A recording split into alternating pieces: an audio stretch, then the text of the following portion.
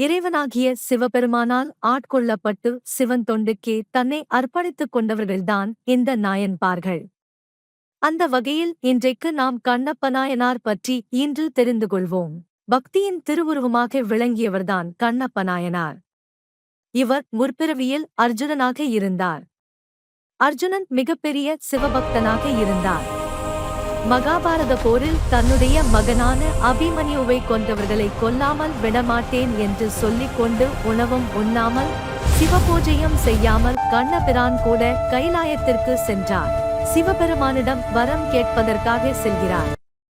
அங்கு சென்றபோது ஒரு பன்றியின் காரணமாக அர்ஜுனனுக்கும் வேடன் வடிவில் இருந்த சிவபெருமானுக்கும் இடையே சண்டை நடக்கிறது. வேடன் வடிவில் இருப்பது சிவபெருமான் என்று அறியாமல் வேடன் தானே என்று வேடன் குலத்தை திட்டினான். உடனே தன்னுடைய திருவுருவத்தை அர்ஜுனனிடம் காட்டி, அர்ஜுனா, உனக்கு என்ன வரம் வேண்டும் கேள் என்று கூறினார் சிவபெருமான். உடனே அர்ஜுனன் தன்னுடைய தவறை உணர்ந்து அவரிடம், ஐயனே, உன்னை என்றுமே மறவாத வரத்தை தரவேண்டும் என்று கேட்டார்.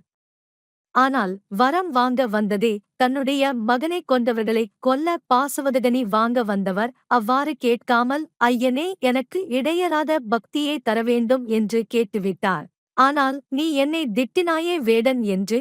எனவே நீ அடுத்த பிறவியில் வேடர் குலத்தில் பிறந்து ஒரு பன்றியின் காரணமாக காளஹஸ்தியில் என்னைக் கண்டு முக்தி பெறுவாய் என்று கூறினார் சிவபெருமான். இதுதான் கண்ணப்பநாயனாரின் முற்பிறப்பு வரலாறு.